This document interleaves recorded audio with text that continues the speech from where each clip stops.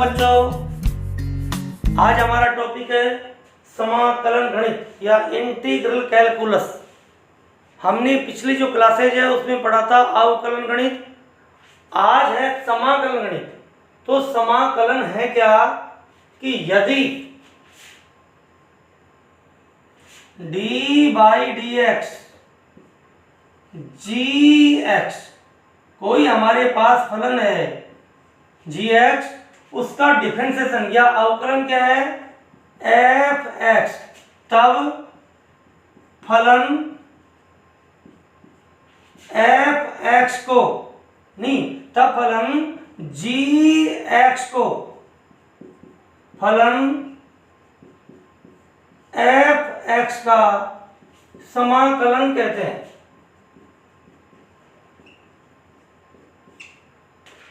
समाकलन या दूसरा नाम कहते हैं प्रति अवकलन। अवकलन का जस्ट विपरीत कहते हैं। समझ में आ गया? यदि किसी फलन का अवकलन करने पर कोई फलन जी एक्स का अवकलन करने पर फलन एफ एक्स आता है, तो एफ एक्स का समाकलन करने पर फलन क्या आएगा जी एक्स।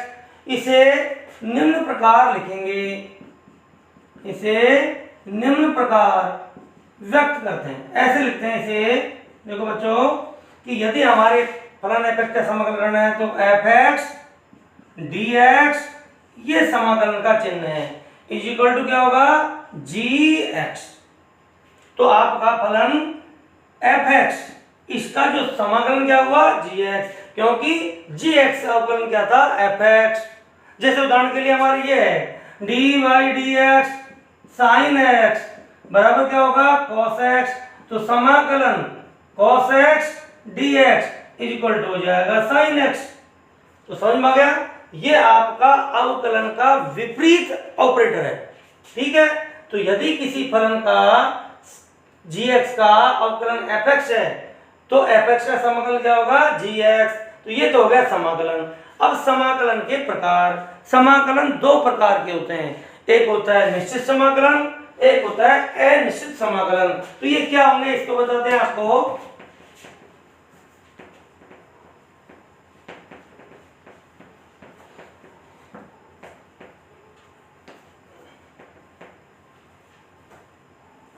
देखिए अब है आपका समाकलन के प्रकार, टाइप ऑफ इंटीग्रेशन। समाकलन के प्रकार पहला होता है आपका अनिश्चित समाकलन।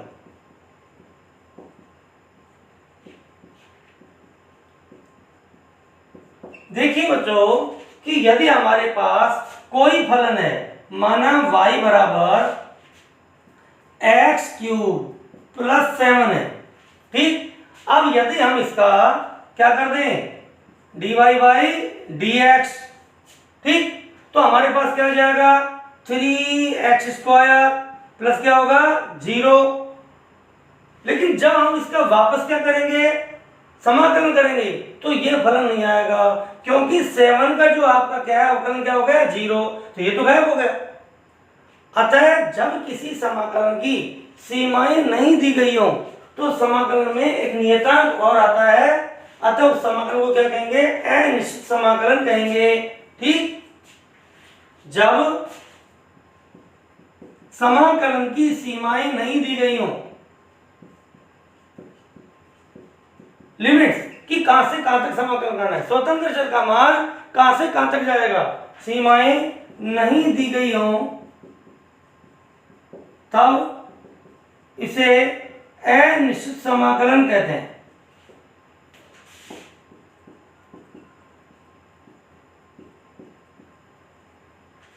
ठीक, आपको समझाता हूं कि अभी हमने क्या किया था d बाई डी एक्स और जी एक्स इज इक्वल टू क्या था एफ एक्स, ठीक। चलो मैं इसको ऐसे लिख दूं d by D x g x और प्लस 5, तो अब फिर क्या है, क्योंकि इसका तो आपका अवकलन क्या है एफ एक्स और 5 का अवकलन क्या हो गया 0। अब देखिए आप इसका आप क्या करोगे समाकलन, तो क्या आया जी एक्स, इसका समाकलन क्या तो क्या आया जी एक्स, ये 5 क्या हो गया गायब हो गया। तो जो कांस्टेंट होता है किसी भी फंक्शन में, जो कांस्टेंट होते हैं वो डिफरेंशिएशन के दौरान गायब हो जाते हैं। अतः जब इनका जो आप उस फलन का समाकलन करेंगे तो कांस्टेंट नहीं आता है। ये देखो इसमें 5 नहीं आया वापस, इसलिए इस समाकलन को हम प्लस सी लिख के व्यक्त करते हैं। इसलिए कहते हैं, तो आप क्या लिख सकते हो कि एफ एक्स डी एक्स, इसका समाकलन हम क्या लिखेंगे जी एक्स और प्लस सी। जहां पर देखो जी एक्स, अब आप सब संतुष्ट हो गए। यहां पर एफ एक्स का समाकलन क्या आया जी एक्स प्लस सी, जब सी का मान 0 है। यहाँ एफ एक्स का समाकलन किया तो क्या आया जी एक्स प्लस सी, जब सी का मान 5 है। तो हम आपके फलन के समाकलन करने के बाद जो आंसर आता है उसमें एक नियतांक जोड़ और देते हैं, इसे हम क्या कहेंगे अनिश्चित समाकलन। तो ये कौन सा समाकलन है अनिश्चित समाकलन। तो यदि समाकलन की सीमाएं नहीं दी गई हो तो ऐसे समाकलन को हम क्या कहेंगे बच्चों अनिश्चित समाकलन कहेंगे। अब निश्चित समाकलन क्या होता है वो देखिए,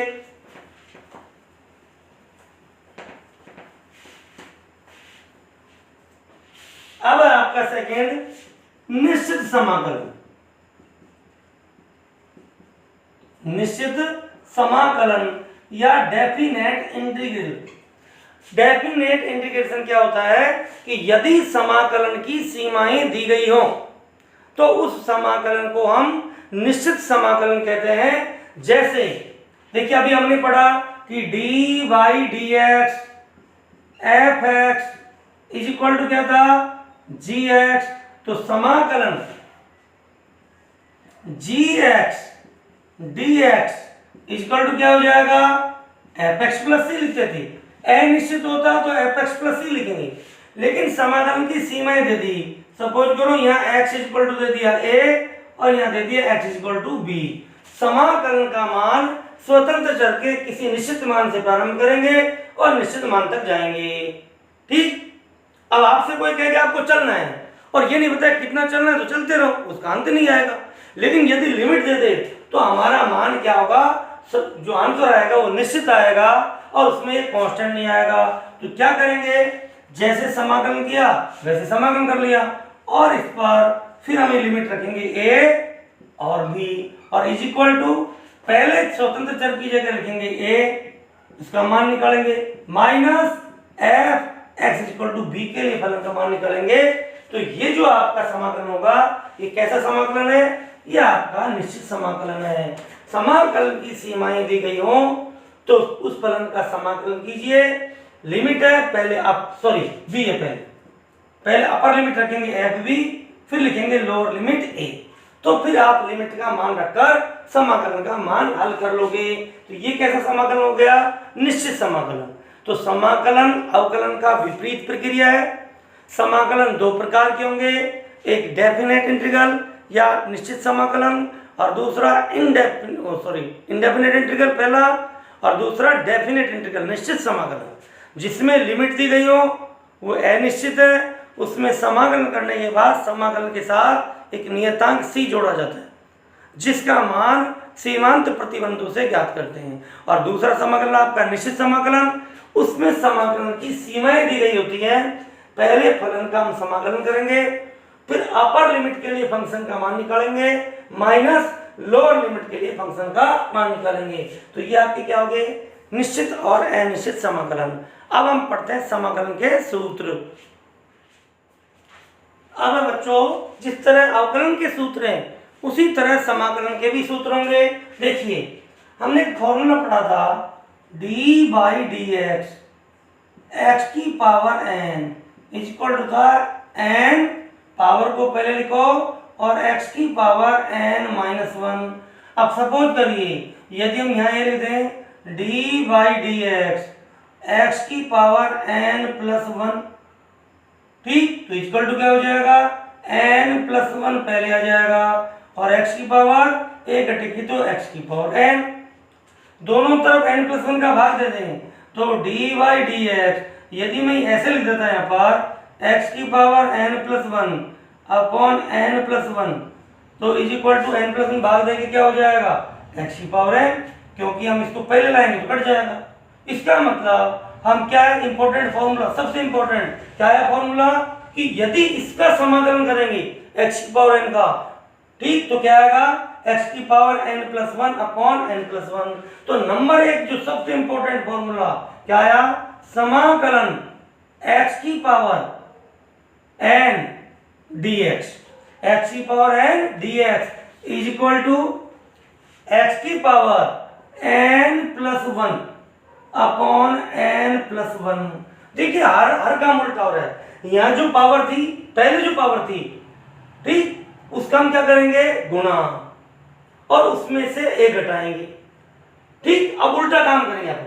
यहाँ पहले हमने गुणा किया, बाद में पावर से छेड़खानी की। यहाँ पहले पावर से छेड़खानी करेंगे और गुणा का उल्टा भाग करेंगे। यहाँ पावर घटा रहे थे, यहाँ पावर बढ़ाएंगे। तो पहले हम यहाँ पावर को पहले गुणा कर रहे हैं, फिर पावर घटा रहे हैं। यहाँ पहले पावर का काम करेंगे, यहाँ घटाया था तो यहाँ बढ़ाएंगे। जैसे आपके उदाहरण के लिए x की पावर 5 dx इक्वल टू होगा x की पावर 6/6, x की पावर 7 हो dx तो x की पावर 8/8। तो आपकी जितनी पावर है उस पावर में एक इंक्रीज करोगे और जो टोटल पावर आएंगी उससे आप डिवाइड करोगे। तो x की पावर n dx का समाकलन क्या हुआ, x की पावर n+1 अपॉन n+1। तो ये आपका पहला फॉर्मूला गया, ठीक।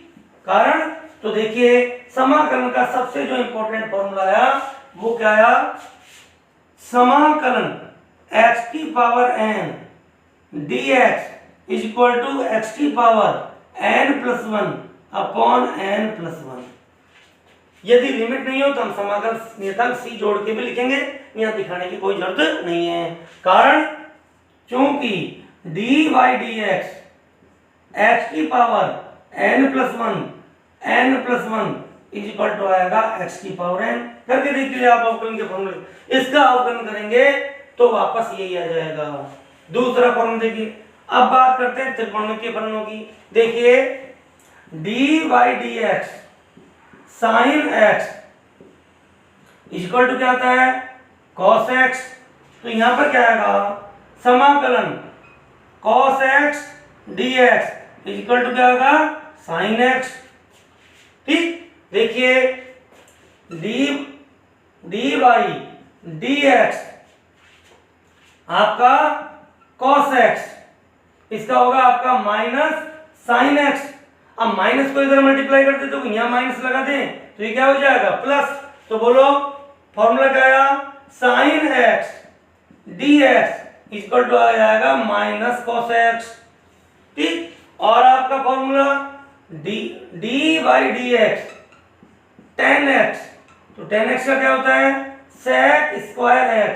तो फॉर्मूला क्या हो गया, integration sec square x dx is equal to tan x। Just opposite फॉर्मूले देखिए, dy/dx cot x equal to होता है माइनस cosec स्क्वायर x। दोनों तरफ माइनस से मल्टीप्लाई करो तो ये माइनस और ये प्लस, तो क्या हो गया, integration cosec square x dx is equal to minus cot x। ये फॉर्मूला हो गया, ठीक। इसी तरह से और फॉर्मूले देखिए, और आगे फॉर्मूले देखिए। देखिए बच्चों dy/dx sec x is equal to होता है sec x tan x। तो इंटीग्रेशन या समाकलन sec x tan x dx is equal to क्या हो जाएगा, sec x। dy/dx cosec x is equal to minus cosec x cot x। दोनों तरफ माइनस से मल्टीप्लाई करिए, माइनस ये प्लस, तो फॉर्मूला क्या हुआ, बोलो cosec x cot x dx equal to minus cosec x। तो ये आपके ट्रिग्नोमेट्री के फॉर्मूले हैं, कुछ याद नहीं करना। डिफरेंशिएशन के जो फॉर्मूले हैं अवकलन के, उनका उल्टा करना है। फिर देखिए एक्सपोनेंशियल फंक्शन का dy/dx e की power x is equal to e की पावर x। Therefore e की power x dx is equal to e की पावर x। e की पावर x का अवकलन e की पावर x, तो e की पावर x का समाकलन भी e की पावर x।